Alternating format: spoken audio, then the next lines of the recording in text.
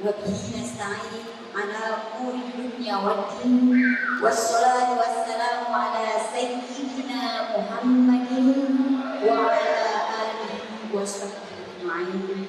رب اشرح لي صدري ويسر لي أمري واحلل عقدة من لساني يفقهوا قولي. Yang saya hormati Bapak Saiful Huda,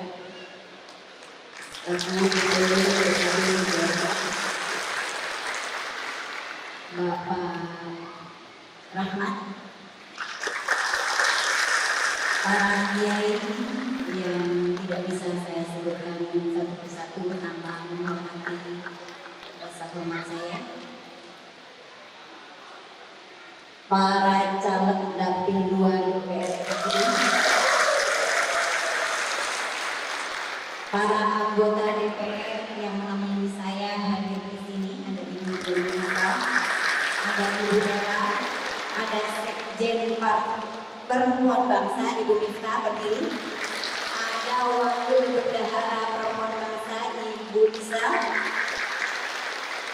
Ibu Ella sudah tadi berdiri sebagai anggota DPR, sekaligus beliau adalah Sekjen Fataya PNU. Dan tak lupa yang saya cintai dan yang saya banggakan, seluruh kader penggerak DPR.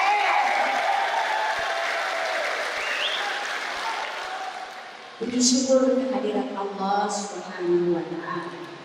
Alhamdulillah pada siang hari ini saya bisa bersama dengan ibu dan bapak semua, para kader penggerak TPS di Dapil 2 Kerawang, Kabupaten Kerawang. Luar biasa. Apalagi tadi datangnya dari jam? Udah capek belum? Belum? Emang hebat.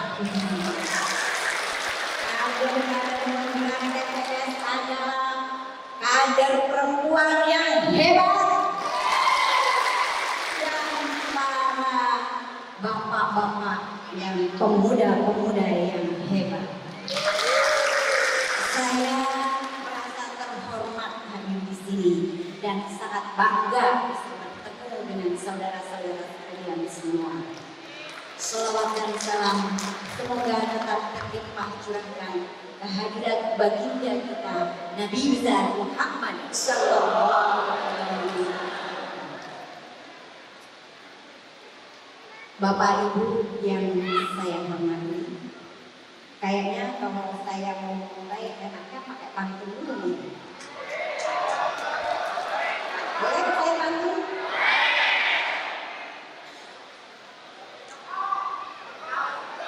Putih-putih semangatnya. Bunganya halus sekali. Mari pilih pasangan amin pada waktu pemilu nanti.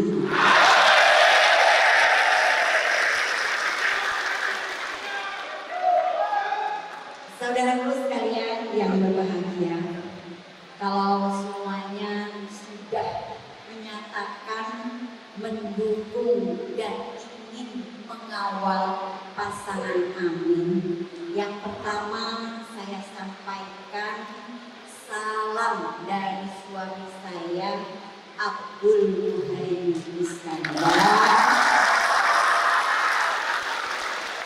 Salam cinta dari beliau, salam bangga dan hormat dari beliau. Kebetulan beliau setelah perjalanan dari Jawa Tengah, kemudian beliau ke Jakarta, saya pergi ke Bandung. Nah, kita nih nggak ketemu, Bu.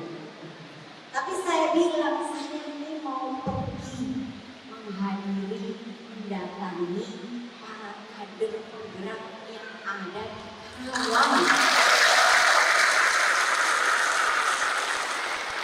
Kata beliau itu tadi, tolong sampaikan salam cinta dan hormat saya kepada mereka semua. semuanya. Kata Pak Buda, kegiatan ini bergantian, ya sampai 6 hari ya Pak Buda. Mudah-mudahan nanti ada kesempatan ketemu waktunya beliau juga hadir di sini.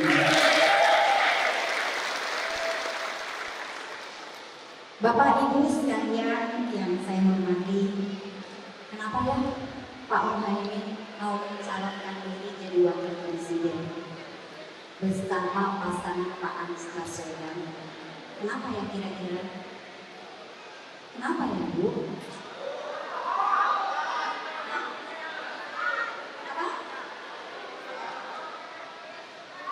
Kenapa beliau kok sepertinya ambisi sekali? Kok sepertinya ngotot banget sih?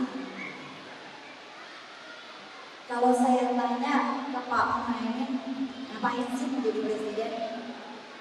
Emangnya gampang ngurus orang saking Indonesia Raya? Itu amanah loh, berat loh.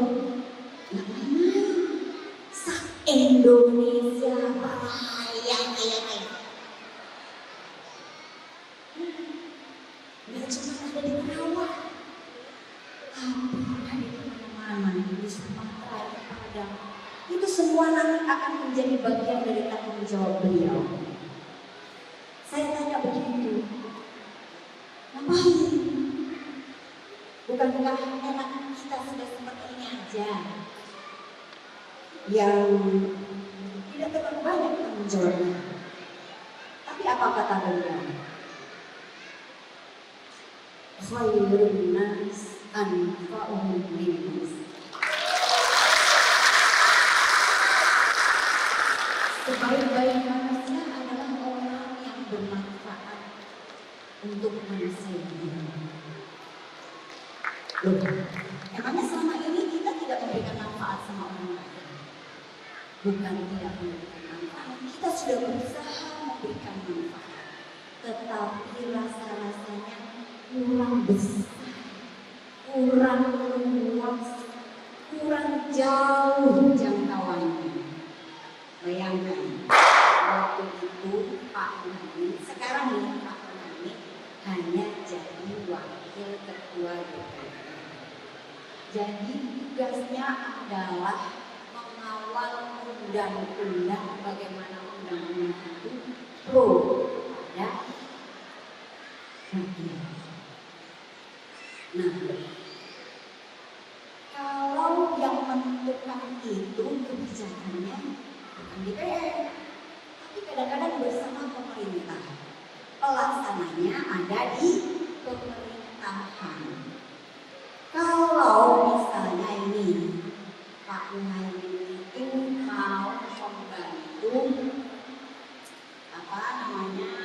saudara atau tetangga yang sedang sakit, kita bikin kegiatan baksos. Paling kalau kita kasih bantuan baksos itu seberapa sih? Kecil sekali, paling cuma ya satu RT gitu ya, 100-200 orang, 300 orang, yang mana? Tapi melalui pemerintahan bisa bersama anggota DPR menentukan kebijakan yang pro rakyat, tinggal tanda tangan seluruh Indonesia akan menikmati kemakmuran atau menikmati apa yang kita inginkan dari kemaslahatan untuk rakyat. Itu kata beliau.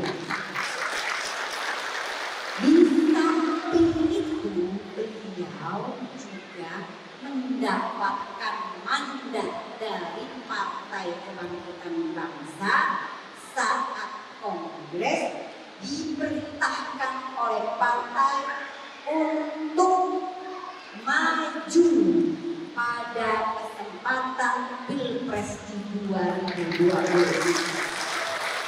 Jadi ini bukan keputusan semata-mata Pak Muhaimin sendiri, tapi ini amanat Kongres. dari Partai Kebangkitan Bangsa. Selain amanah, apa juga yang menjadi landasan? PKB itu didirikan oleh para ulama Nahdlatul Ulama. Para ulama NU, ulama NU itu di atasnya para pendirinya yaitu Hadratus Syekh Hasyim Asy'ari. Hadratus Syekh Hasyim Asy'ari telah memberikan sumbangan kepada negara kita, berkontribusi untuk memerdekakan negara Republik Indonesia. Jadi beliau adalah founding fathers bersama Pak Karno, para ulama, Bung Tomo, dan para pahlawan Indonesia yang mempertahankan kemerdekaan Indonesia, menjadikan Indonesia merdeka, sehingga pada hari ini kita senang ya di sini, ketemu di sini, kita tidak dalam keadaan berperang. Ini satu nikmat yang luar biasa. Alhamdulillah. Apa kata para ulama setelah bangsa kita ini merdeka? Untuk apa kemudian kemerdekaan itu? Para ulama ingin memastikan bahwa negara Indonesia ini harus menjadi negara yang baldatun thayyibatun rabbun, rakyatnya harus sejahtera, adil, semuanya merasakan kemakmuran dan kesejahteraan. Sementara ini kita mendengar begitu besarnya potensi Republik Indonesia, kekayaan alamnya berlimpah, luar biasa potensinya, tapi hanya dikuasai oleh segelintir orang yang kita sebut oligarki. Nah, Pak Muhaimin dan Pak Rashid Anies Baswedan, Pak Anies Rashid Baswedan dan Pak Muhaimin Iskandar ingin sekali bahwa cita-cita kemerdekaan ini yang tertuang dalam pembukaan Undang-Undang Dasar 1945 yang ingin menciptakan negara ini adil, makmur, sejahtera itu bisa terwujud. Nah, saya tanya, sekarang apakah cita-cita itu sudah terwujud atau belum? Masih belum? Belum? Kenapa kok belum? Kenapa belum? Apa yang belum? Apa yang kurang? Kan Pak SBY sudah melakukan pembangunan, Pak Jokowi sudah berusaha juga melakukan pembangunan. Tapi kenapa masih ada yang belum kita rasakan kemakmuran itu? Contohnya apa, Bu?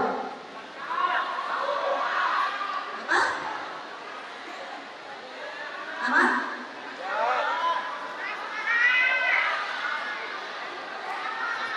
Beras mahal, sembako mahal. Kenapa kok nggak bisa mahal ya? Nah, bukan kita katanya itu apa tuh kalau kata bimbo itu? Bimbo ya. Bukan hanya kolak.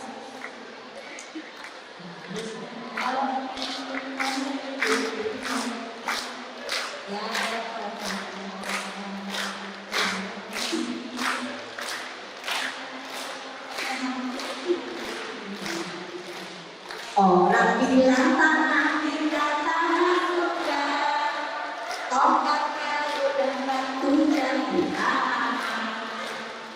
Orang bilang tanah kita tanah surga, tongkat kayu dan batu jadi tanah. ada lagu seperti itu, kira-kira fakta atau bukan fakta? Kekayaan kita ini amat luar biasa. Itulah kemudian yang menjadi titik keprihatinan Pak Anies Rashid Baswedan dan Pak Muhaymin Iskandar. Kenapa? Bukan berarti Pak Jokowi tidak berusaha, bukan berarti Pak SBY tidak berusaha. Tetapi kok kenapa Pak SBY 10 tahun, Pak Jokowi 10 tahun, sudah 20 tahun kita masih impor beras? Ini yang bikin mahal itu karena impor. Ketika negara impor sudah tidak bisa lagi menyediakan dan mengirim berasnya, kita menjadi kewalahan. Akhirnya persediaan beras kita ini terbatas, yang membuat beras itu menjadi mahal. Nah, kalau sudah mahal, kenapa kita tidak bisa membuatnya di negara kita sendiri? Katanya tadi negara kita mau kaya dan bagi dengan tanah. Kenapa tanah seluas Indonesia ini tidakkah bisa mencukupi pangan Indonesia? Inilah yang ingin diusahakan, diikhtiarkan oleh Pak Anies Rashid Baswedan dan Pak Muhaymin Iskandar. Bagaimana kita tidak tergantung pertanian kita, pangan kita di negara lain. Jadi apa yang dia harus lakukan? Kan sudah diusahakan oleh para presiden semuanya. Berarti kita harus berpikir out of the box, berpikir di luar kebiasaan, harus cari terobosan, harus berani, harus melakukan perubahan. Melakukan apa? Perubahan cara bekerja, perubahan cara berpikir, perubahan mana yang menjadi prioritas. Sekarang jalan layang udah banyak, apa masih mau ditambah? Mungkin sekarang waktunya kita berpikir bagaimana SDM ke depan. Sumber daya yang harus kita kuatkan. Kita mulai dari mana? Dari keluarga, dari anak-anak kita. Kita lakukan pendidikan yang benar-benar kualitas. Maka dana pendidikan yang 20% sekarang harus ditambah lagi supaya akses pendidikan dan kesempatan pendidikan warga bangsa bisa dinikmati semua dan bisa menghasilkan SDM anak-anak yang berkualitas yang bisa bersaing dengan negara lain dan bisa menghidupkan, yang misalnya jurusan pertanian, ya dia harus bisa menghidupkan petani yang hidup di Indonesia. Benar nggak? Nah, itulah yang menjadi cita-cita politik pasangan Amin.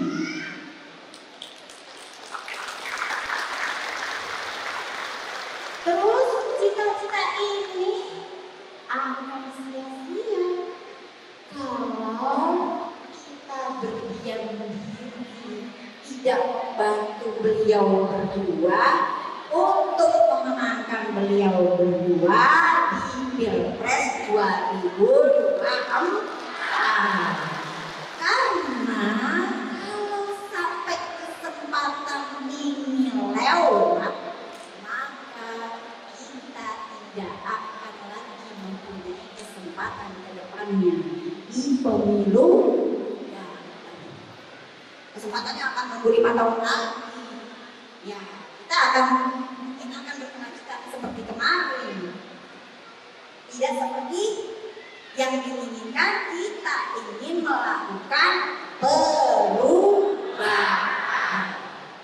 Masih banyak sekali PR-PR yang harus diselesaikan, terutama di kalangan perempuan. Tingkat tingkat stunting masih tinggi, kekerasan perempuan masih banyak, terus belum apalagi risiko ibu hamil, industri itu masih banyak yang harus kita perhatikan.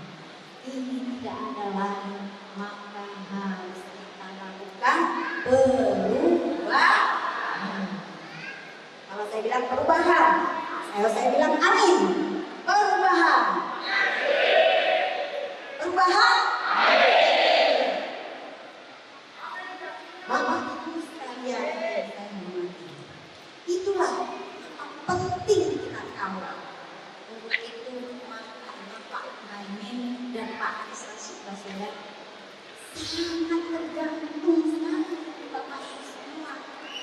Sangat berharap sekali karena kita tahu masalah Pak Muhaimin ini tidak Allah, tidak sekaya pasangan yang lain.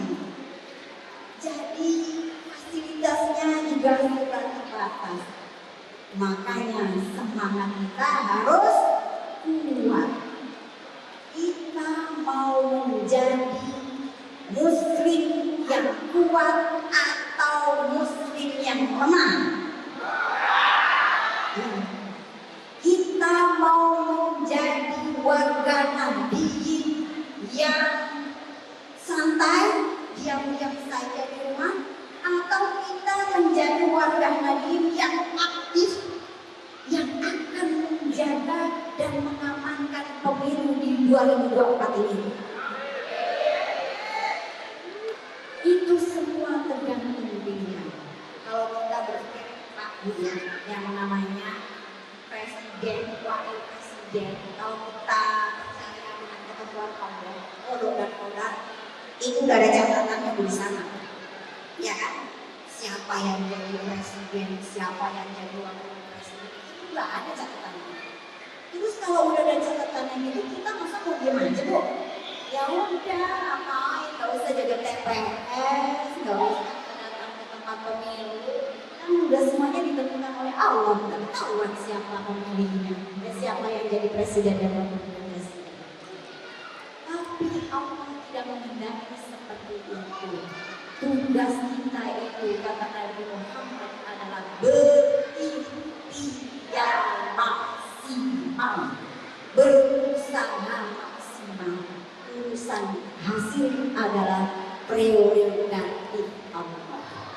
Inna Allaha la yughayyiru ma biqaumin hatta yughayyiru ma bi anfusihim. Allah tidak akan merubah nasib kita kalau kita tidak ingin merubahnya sendiri. Maka kita harus menjemput takdir kita. Takdir kita apa? Kita ingin perubahan. Kita ingin ganti pemimpin. Itu takdir yang harus kita jemput. Itu takdir yang harus kita usahakan.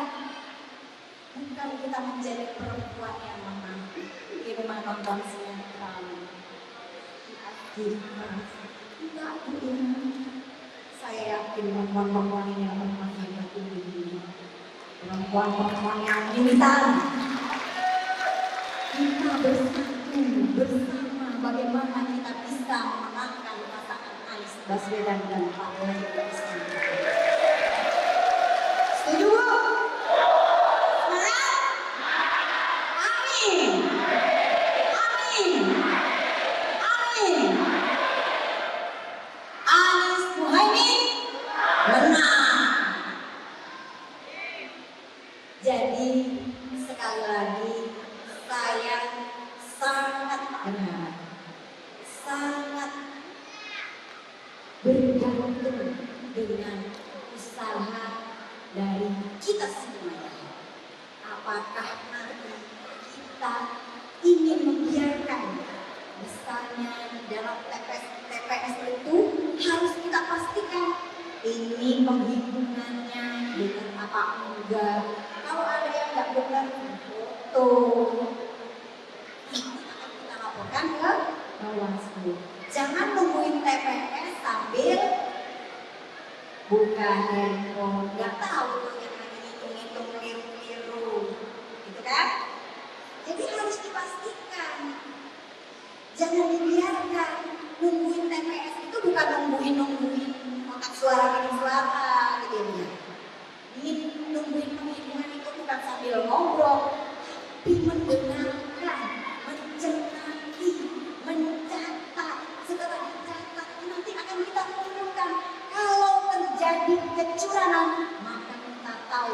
tuntutannya. Kawan dapatnya 70.000, kok tulisannya cuma 50.000, kita bisa protes. Tapi kalau kita tidur, kita nggak bisa protes.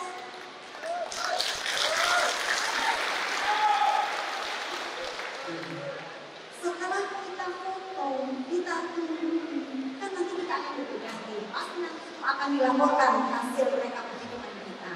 Jangan sampai setelah hitungan manual, kemudian masuk ke hitungan apa namanya elektronik ya. Nah, itu seluruh Indonesia kemudian ini berubah. Nah, kalau ada terjadi kecurangan seperti itu, kalau kita punya datanya runtut begini, suaranya pertama dari kecamatan segini, pertama dari desa segini, kecamatan segini, kemudian provinsi segini, pusat segini, hasilnya segini, kita punya datanya semua komplit karena ada catatannya, ada fotonya. Inilah yang disebut dengan kader-kader yang militan. Sekarang Bapak Ibu semua ingin menjadi kader yang militan atau kader yang tidak militan? Untuk apa sih? Ya untuk memastikan itu. Karena kenapa kok kita mau memastikan? Kita pengen menang. Ibu-ibu sudah, bapak-bapak sudah dari pagi sampai sore ini meninggalkan anak, meninggalkan keluarga, meninggalkan tugas pekerjaan yang lain. Kalau ujungnya sampai ada yang terlewat hanya karena kita tidak serius, sia-sia kita di sini. Benar kan? Jadi sekali lagi saya minta, apakah Bapak dan Ibu siap menjadi kader yang militan? Apakah Bapak Ibu semua siap memenangkan? Amin. Terima kasih. Sekali lagi saya ucapkan terima kasih. Semoga apa yang kita lakukan ini yang penting niatnya ya Bu. Innama a'malu binniyat. Semua tergantung dengan niatnya. Kita niat memperbaiki keadaan. Kita niat bisa nanti bisa memberikan kemaslahatan yang seluas-luasnya dan sebesar-besarnya. Kita ingin perubahan. Kita ingin merubah nasib kita. Kita ingin menjemput takdir kita. Semoga Allah memberikan ridho kepada kita semua. Saya kira hari dan sore ini juga sudah lelah, maka saya juga akan pamit dan undur diri. Tapi sebelum pamit saya juga mau kasih pantun sekali, boleh? Bunga cempaka, bunga kamboja, tumbuh serentak di halaman muka. Pasangan amin seia kata akan membawa perubahan yang merata. Satu lagi boleh? Pulau Sumbawa banyak mutiaranya, dipakai perhiasan anak remaja. Anies Baswedan santun berwibawa akan memimpin rakyat agar sejahtera.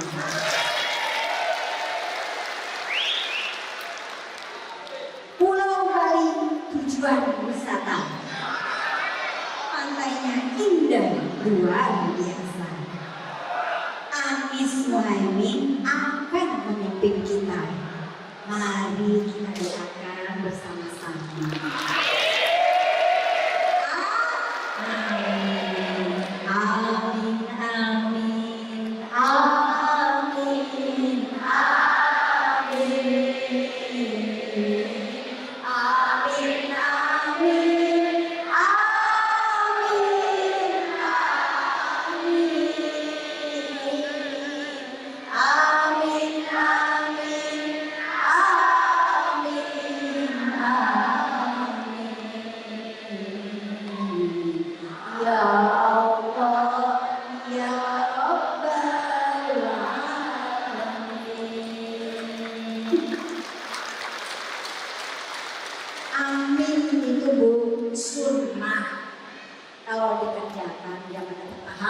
sunnah itu. Tapi yang wajib adalah memenangkan. Amin. Demikian dari saya, kurang lebihnya mohon maaf. Wallahu muwaffiq ila aqwamit thoriq. Wassalamualaikum warahmatullahi wabarakatuh.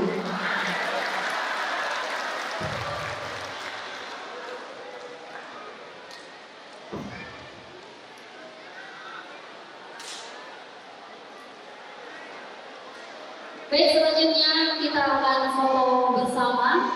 Mohon berkenan Bapak Ibu sekalian untuk turun dari atas panggung, kita sama-sama foto bersama. Para hadirin dimohon untuk berdiri semuanya.